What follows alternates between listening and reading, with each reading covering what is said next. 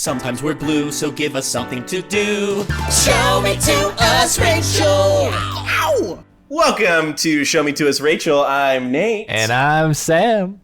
And we're Neurodivergent, which means that we need to fill our time with hyperfixations to show us more about ourselves. And to help us do that, every week we bring in a Rachel of the Week to show us a new hobby or obsession that we know absolutely nothing about. Then we take a week and try it ourselves. This week, our guest is Nathan Short. Hi, guys. Hey, Nathan. I'm waving. This is an audio medium, so they don't see me waving. Yeah. We can hear you waving from here. Perfect. I actually heard the waving. You guys. Thanks for being Hey, man. Thanks for being our second guest. Yeah, thanks for having me.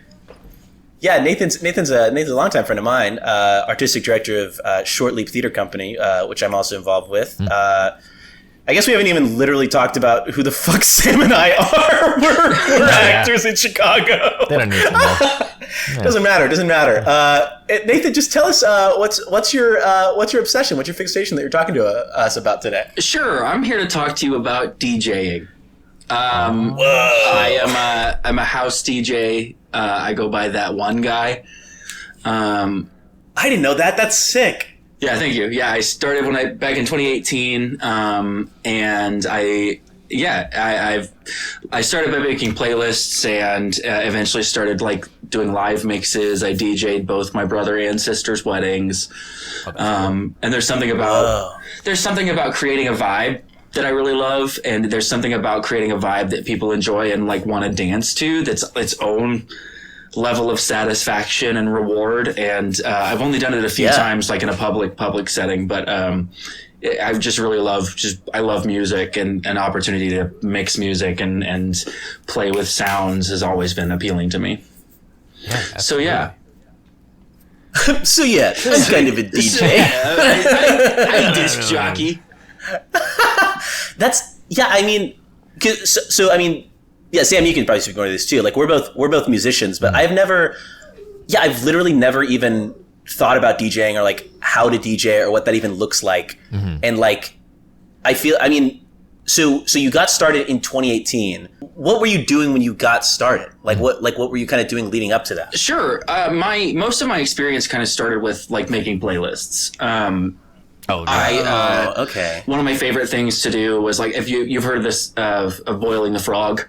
The idea so there's the saying is you put a frog in water and eventually you can turn the heat up so much that it will not notice that it's being boiled alive. Oh yeah, sure. I'm so curious about the direction of this analogy. I promise. So there's something I really love about, and there was a website that I found called Boil the Frog, where I love to take an artist and then find another artist that was completely opposite and boil the frog to get from this one artist to the other. That's you're so cool. Yeah, so that's what I started doing. One of my first playlists ever, I went from Auto Laser, which is a very wubby EDM artist, to Alabama Shakes. Okay. And so finding a way to get from this super wubby, wonky sound to Alabama Shakes, sound and color was a really cool challenge. And the journey that you can go was something really exciting for me. And you would do that with the progression of the playlist. Yeah. Yeah, I would start with one and then go to the other. And then eventually I started with one and then would go to the other and then try to figure out a way back to the first. Just challenging those things. Yeah. Wait, that's so fun. It's like that. What's that Wikipedia game where you have to get from one Wikipedia article to another? Oh yeah. Or, they all eventually lead to philosophy. Exactly. Yeah. Wow. I'm curious, what was the pipeline from doing that into DJing for a wedding? Yeah, so I just love music. And so there was a time where I was just I was working my first really corporate job, and I was in a cubicle in a big cubicle center essentially. And I would listen to my Discover Weekly, my Release Radar. I had another app that I would use that would archive all of those songs into a singular playlist. And so I was just constantly archiving music, and I was living in Kansas at the time, and I didn't have a ton of theater opportunity because I was right out of college, and I was just living with some friends and I was sharing these playlists, and they were like, have you thought about like just getting a mixing deck and trying it out?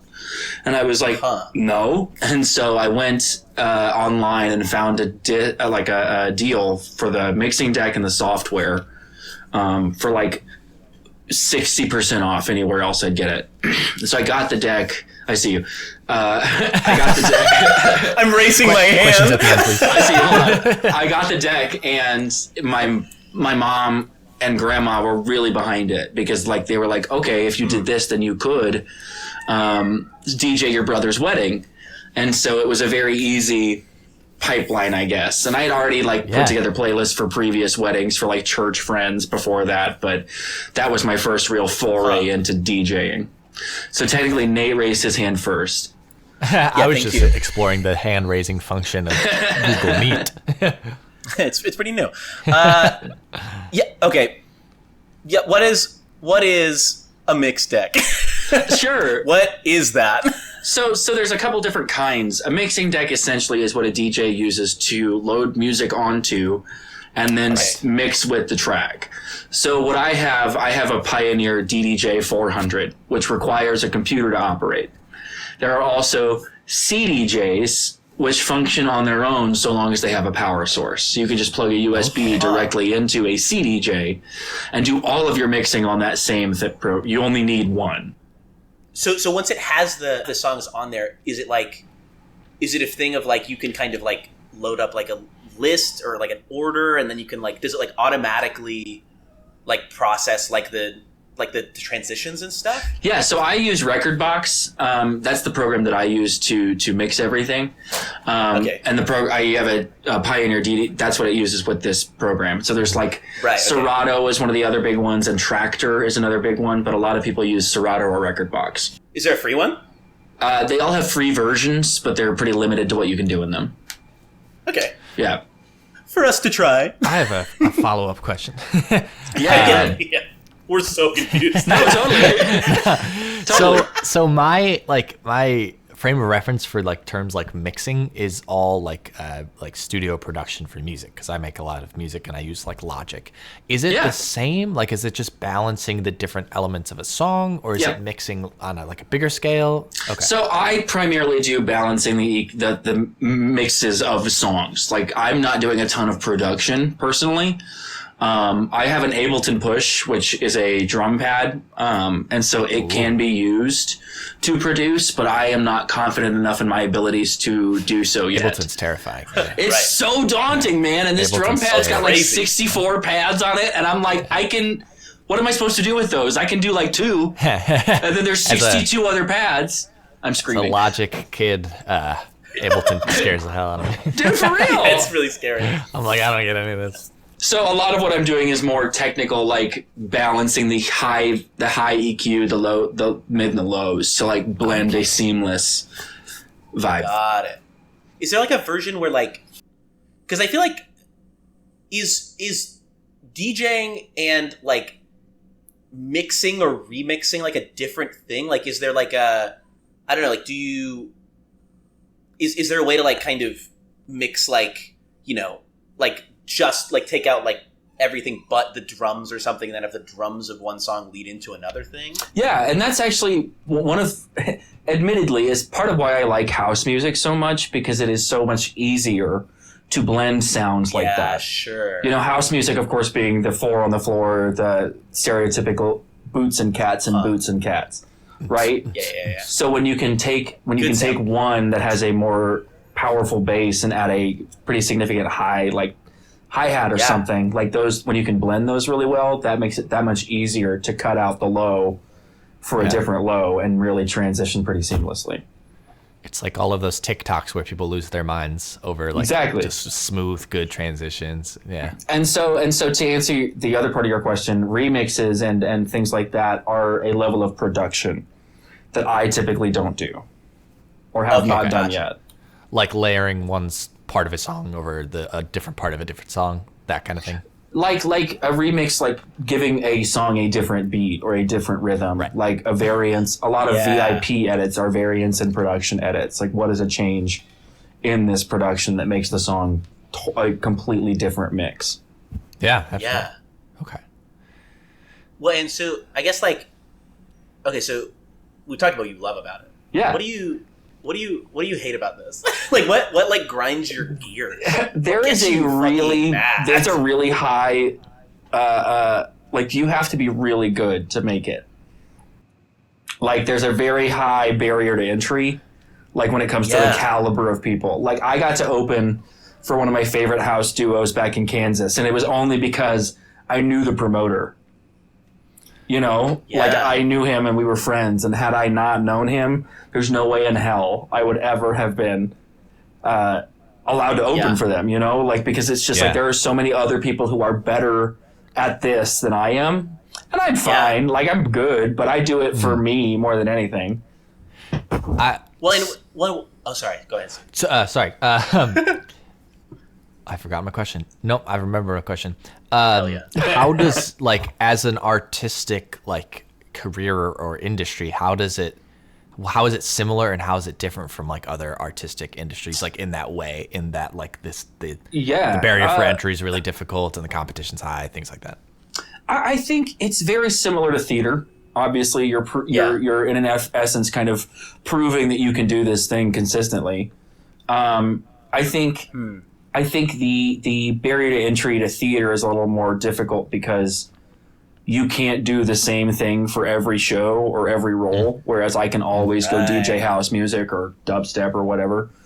I think there's something similar like to theater and DJing or like music in particular. Like there's immediate response. Like if you're able to read an audience, you can tell like, oh, they're not vibing with this particular song or this particular mood.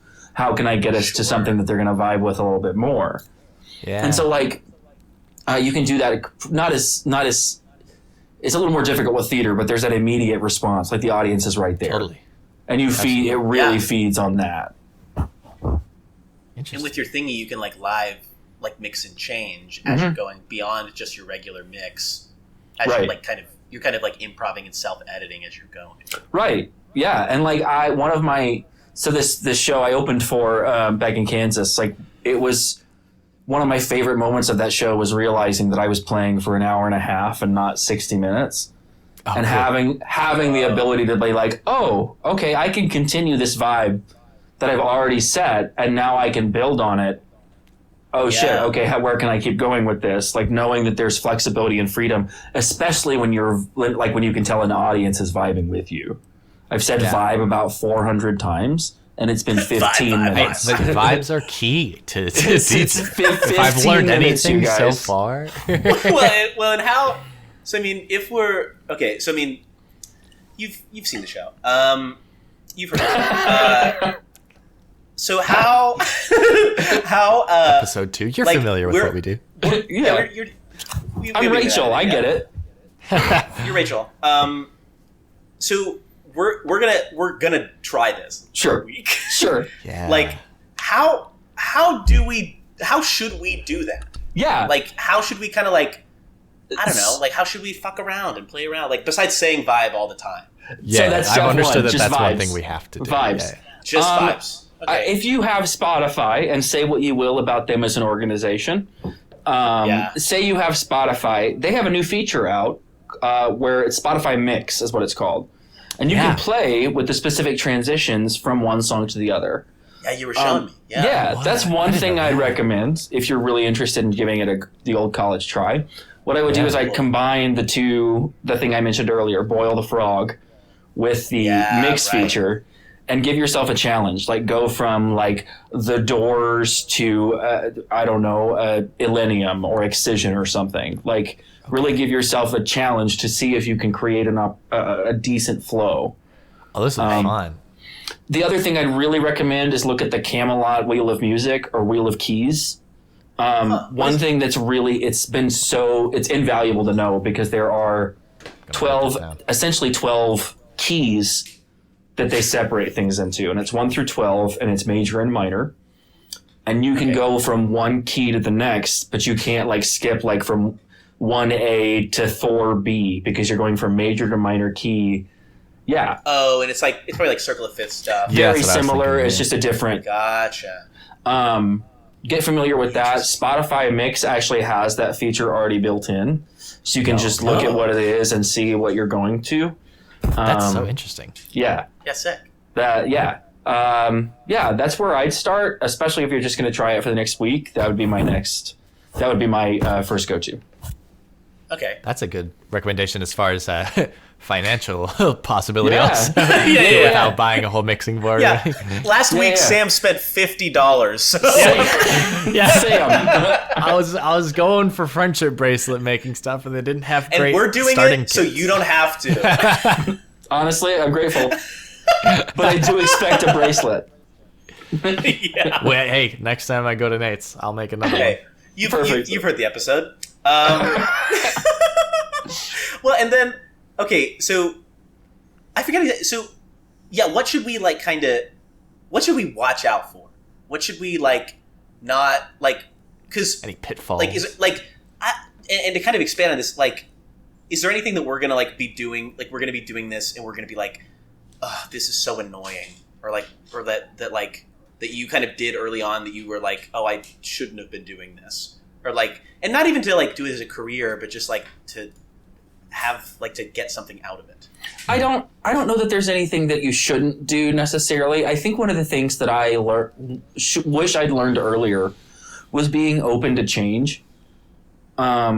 Because one of my biggest frustrations is coming up with an idea and then hearing it out loud and being this sucks.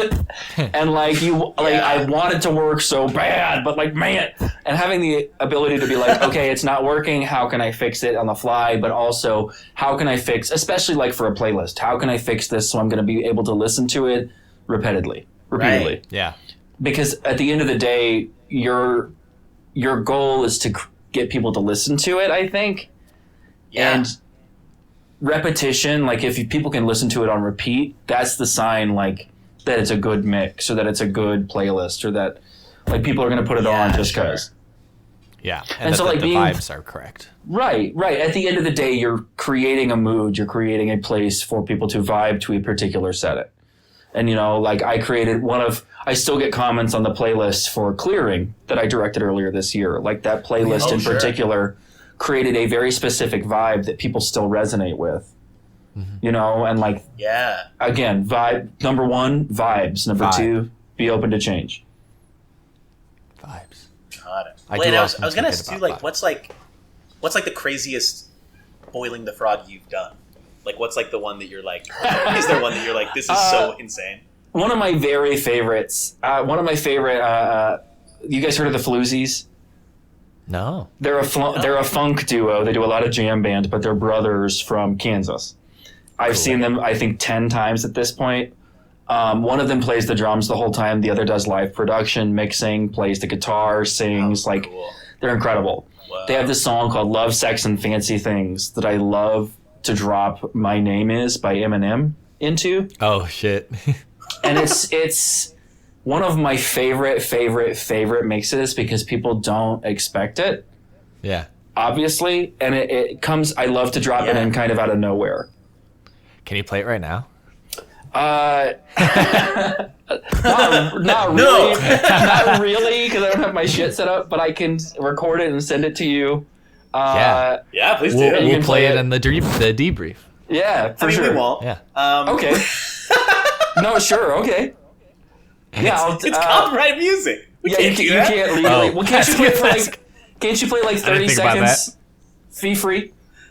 I don't know. We don't know anything. You can't do it. We'll look it up. We'll look it up before the debrief. All right, great. Wait, this is kind of a side question. Yeah. But I have trouble sometimes getting into house music. Sure. And I want to. Why do you like it? End of question. Why do I like it? Why do you like it? I don't know, man. I love to dance, and I have been told for years that I am not a dancer, but that I move well.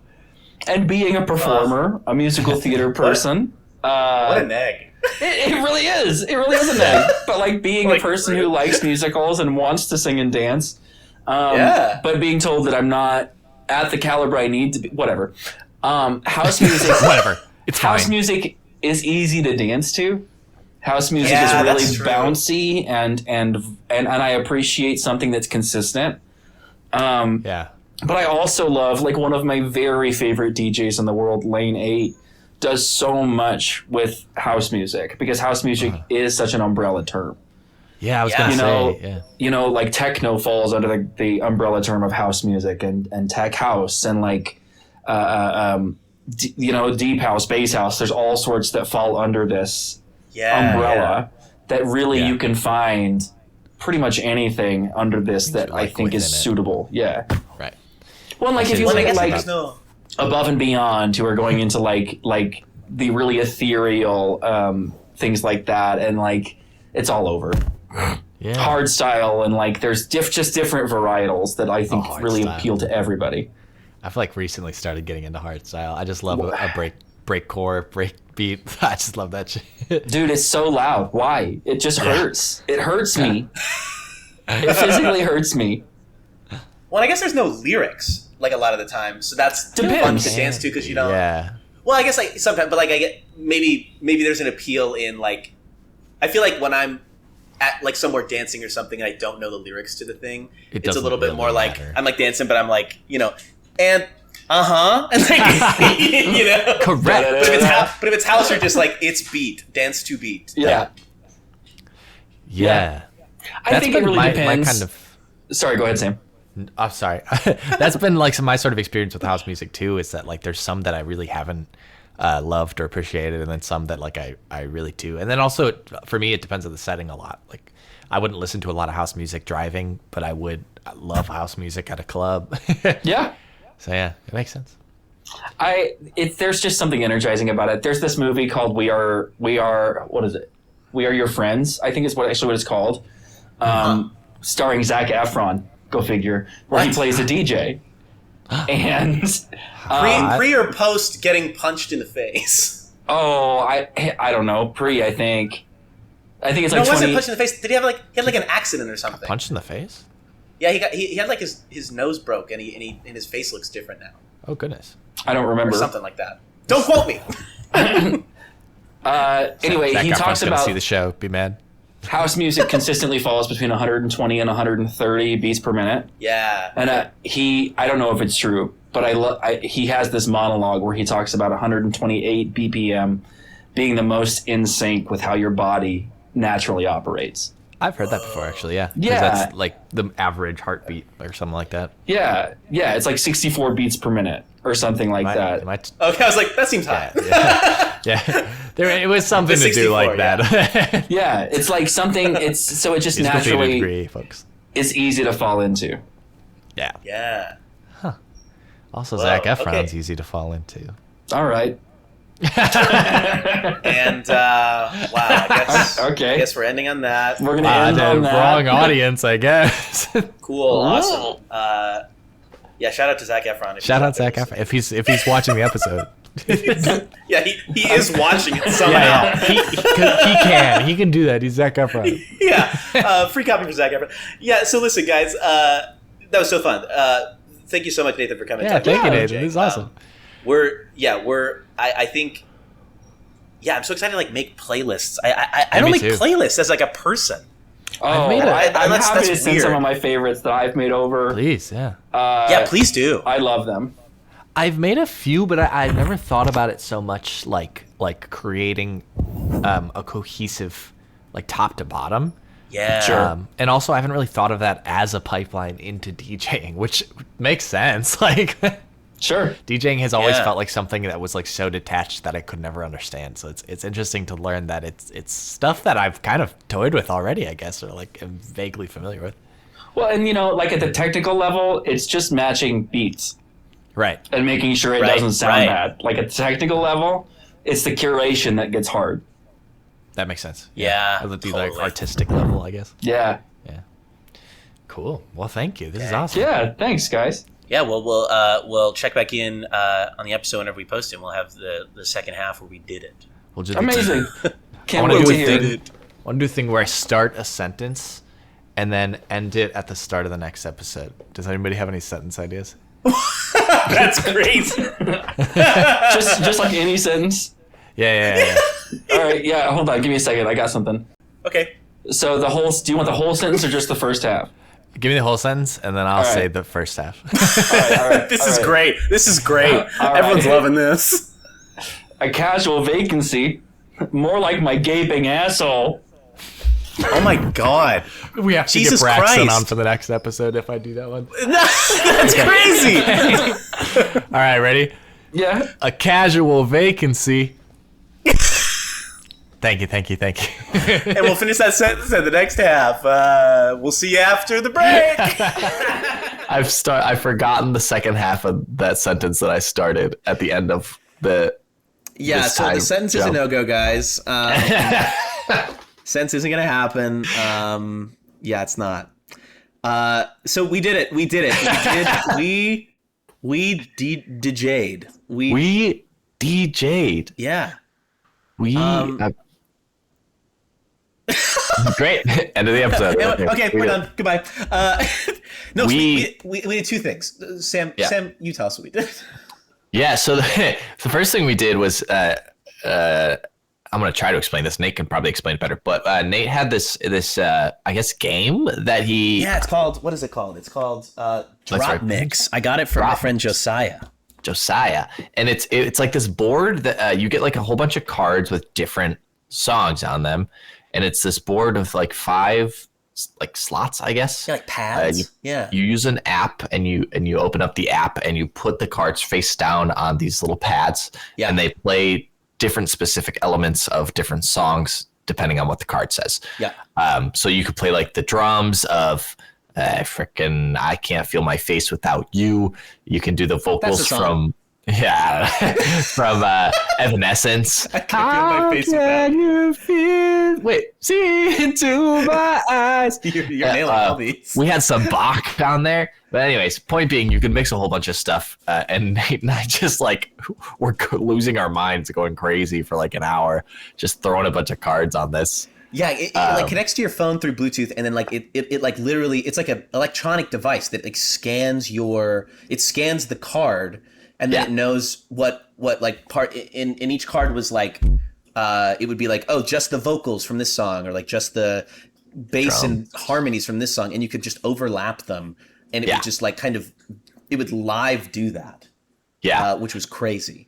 And I think for me, what was interesting about it was it wasn't like you could just throw anything down and it would like work well, which I kind of sort of expected, because it's like a game. I sort of expected that it would make itself able to do that. But they had different like intensity levels and different like volume levels, and some vibes just didn't match up. So you really had we kind of were experimenting with how different things work together. At one point we did only vocals. That did not work. Which It kind of did. there was a point in time where we had like Sia's Chandelier on top of Call Me Maybe, on top of Bring Me to Life, on top of I Can't Feel My Face When I'm With You, on top of like Down with the Sickness. Like all at the same time. my favorite was messing around with Bach. Which Bach was that? I don't even know. It was the da da da da da da da da. Yes. Putting things over that, I put Sia's Chandelier over that at one point, and I thought it was so cool. Yeah, which Nathan told us that is technically not DJing, it's mixing. Yeah. But hey, it's an element of DJing, isn't it? Yeah, totally. And I think, I think it was just, it was very fun to have something that was very tactile and just kind of easy, that we didn't have to like learn a whole software for or something to just kind of play around with stuff, or have something that, or the game and them making it had done all of the work of isolating the different parts of different songs, so that way we could just kind of play around with it without having to do any sort of editing or anything. And it was cool. It was interesting to. There were certain cards that would kind of change the entire mix for a second, but what often the result was they would just change the tempo quite a bit. So you would have like something that would like slow things down a lot, and it would make like Ed Sheeran sing be like very low, and then it sounded That was kind of also hard. really cool. Yeah. So I can totally see myself just getting into like, just like mixing things over each other, or like making things work together, or like pitching things up and down. I just haven't really like. I guess what I'm realizing is just music production. I guess so. So I guess for those of you who don't know, Sam and I are both musicians quite a bit. We both play a bunch of instruments. We both write musicals, and along with our Chicago acting stuff in general. And so, but for me at least, I have not done a lot of like production of like in like a studio sense. Yeah. So kind of dipping into that was super fun. Mm-hmm. Yeah, I suppose that's like what remixing is. Yeah. We're like Beckoff from Pitch Perfect. Yeah. Exactly like Beckoff. We're exactly like Becca from Pitch Perfect. Yeah, in more ways than one. And I will not elaborate. Yeah. So we did that. And then the second half of the evening, we did what we had talked about with Nick. The more DJ in a way. Yeah, we used Spotify's mix tool, which is actually really cool. Yeah, they have this new crazy tool, and it like it literally will. So you can make a playlist like normal, but then there's like a thing, there's like a mode you can turn on or something, and it'll first of all it'll show you much more information about the songs. So it'll show you like kind of like BPM. The time signature and the BPM. Yeah, and the BPM, and you kind of use that, and then it'll do like an automatic transition where like Spotify kind of guesstimates what transition between songs would be cool. But then you can really like get into the granular, there are all kinds of options.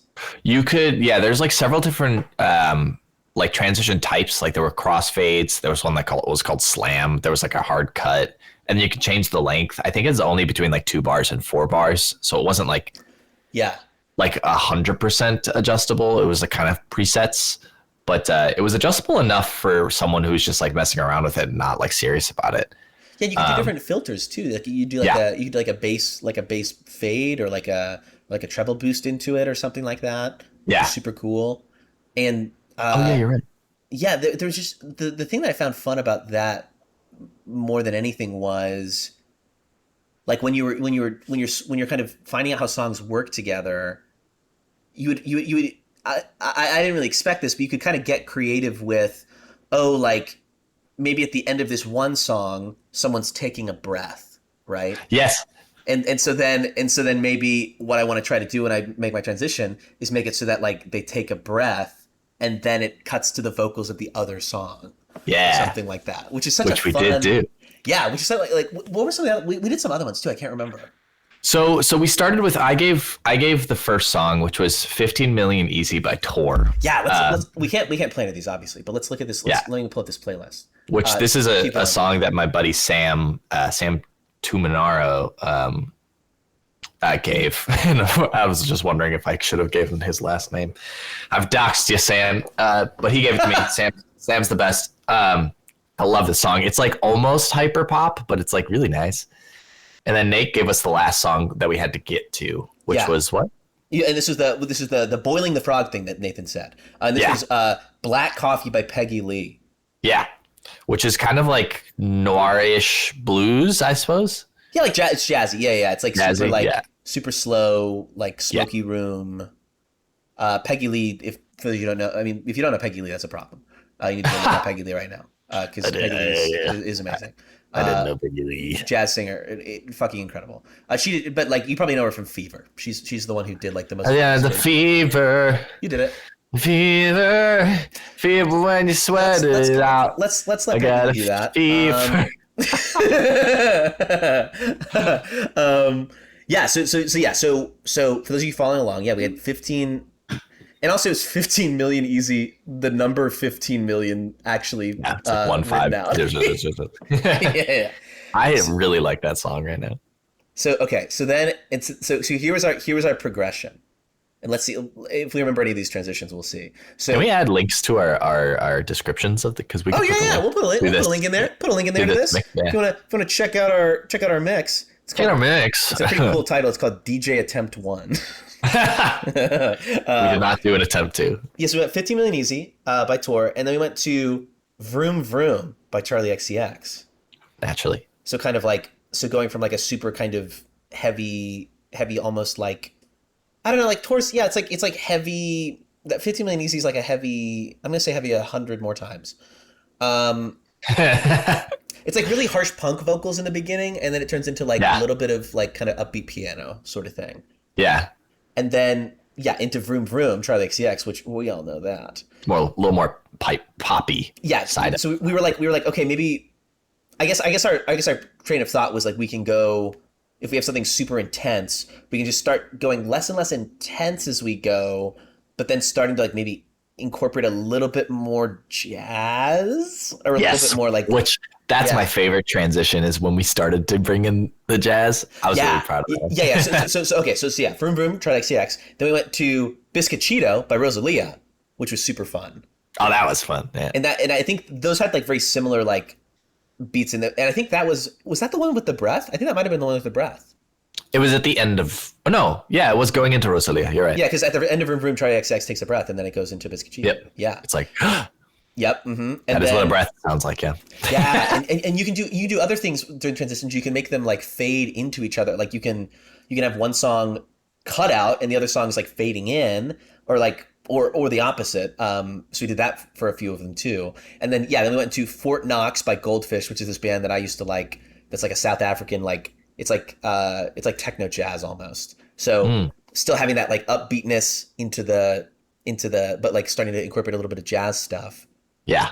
And then what was after that? This is the crazy transition. This is doing all right by Queen. This one was cool. It's like a really sudden drop into very like calm and quiet, but it worked so well. Yeah, it literally was just like it's like this Fort Knox is going like boom boom boom boom boom, and then it like ends as like boom boom boom boom boom boom. Yesterday, my life is in ruin. It was so good.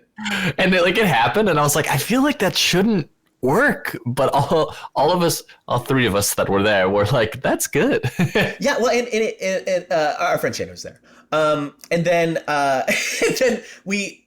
So I think that was so fun about it was that like that was what was the most fun for me was songs that like literally had no like that did not have the same BPM at all, that didn't have the same tempo at all, but they like making those work was more fun to me because it was less about just like matching up the beat or like matching up the vibe. It was like like what like weird thing can we kind of capitalize on, like the beat into like just like a right, something like that. Like it's almost like capturing a feeling.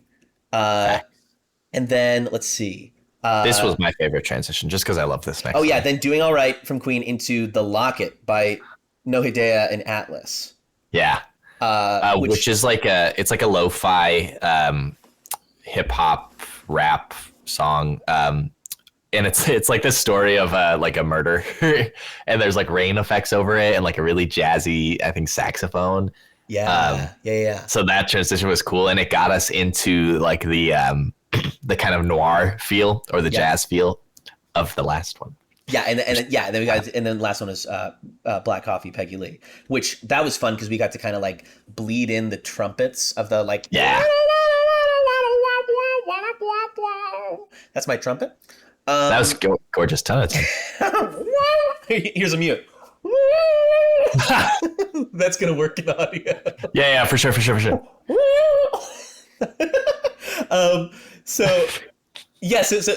But like, yes, we got to kind of like bleed in the instruments over like the lo-fi of the other song to like just a jazz thing. But we did it. I think we did it.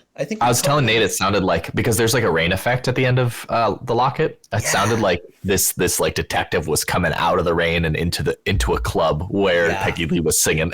And I was like, this is sick. No, it was perfect. Like, and I think that's almost what I want to do, like with other, because I feel like there are so many ways you could do this, because you could do playlists that are like almost like maybe the idea is like someone walking around, right? And maybe you find songs that are like super like atmospheric. So it's like you're like walking around and like maybe you're like walking around a city and you hear someone singing in the street, and then you hear someone like you walk by like a outdoor concert, and then you go into a little jazz club or something. Like you could just like make a story out of it. Interesting. That's a fun idea. You know? Yeah. Or just doing. I've always wanted to do one of those playlists that's just like,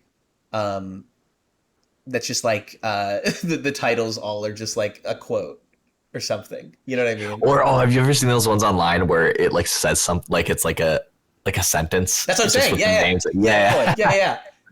Those are hilarious. I saw one recently that was someone did that with the MTA the CTA announcements. The CTA blue line stop. Yeah. Or I've seen the banana bread at work, dude. Yeah, it was like hell yeah. Yeah. I think Nathan showed me the MTA one. I think that's awesome. Yeah. Okay, so we did it. We kind of dipped our toes in. Do you think you're gonna keep doing this? You think you're gonna keep doing this? Okay, bye. I think I'll do it when I host parties in which I would have made like a playlist anyways, which I did a lot more in college, but I like to do now. Or when I make playlists in general, I think this is something a feature, at least in Spotify, that I think I will definitely play with. Which, like, I know Spotify is being a questionable company right now in general, but it's a cool feature. I think it's something that I'll revisit for sure. I don't think like DJing as a serious thing is something that I will probably get into. Yeah. But this level of like, making playlists like that, I think was fun, and making the transitions was fun. Yeah, maybe I think I'll definitely. I think the remixing thing was more interesting to me. The DJing, though, I think it just made me think about how music can work in like more of a package, even when it doesn't sound similar, and how you can kind of just tell a story with just the placement of things and kind of how they transition. I think, the doing stuff with Spotify is super cool, and that's super accessible. Like because everyone has Spotify or something, and I bet Apple Music or something will come out with some version of it. I'm sure, yeah. I don't know, at some point.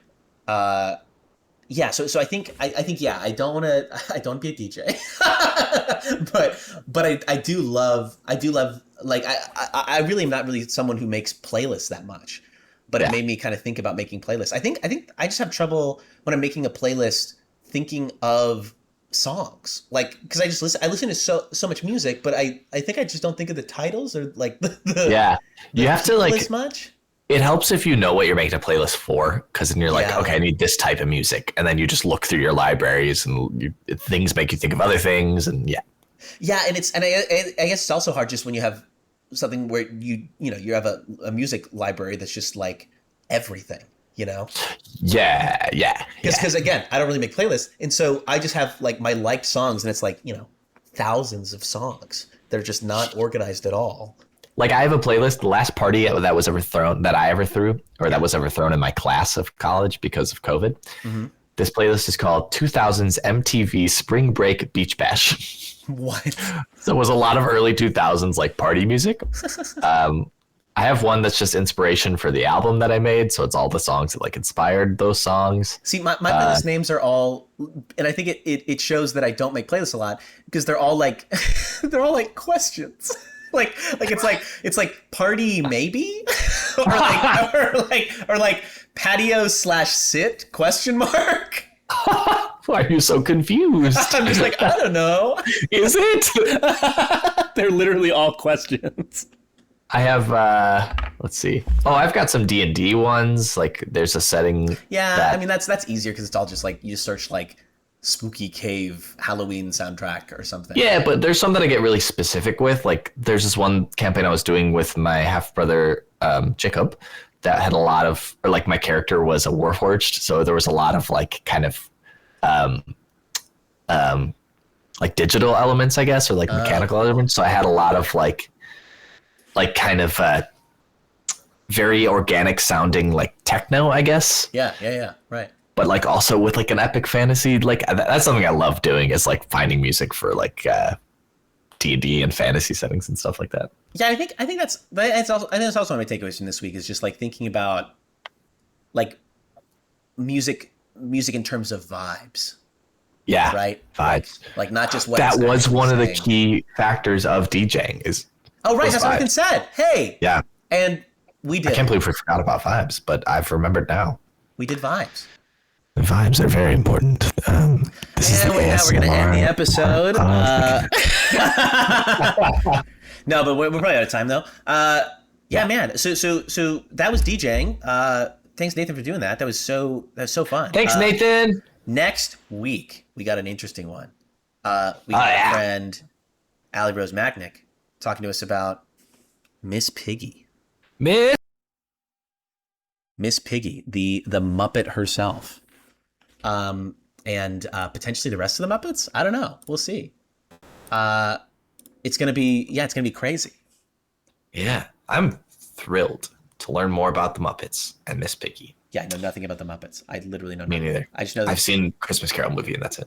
I haven't seen that. I haven't even seen that. You haven't seen that?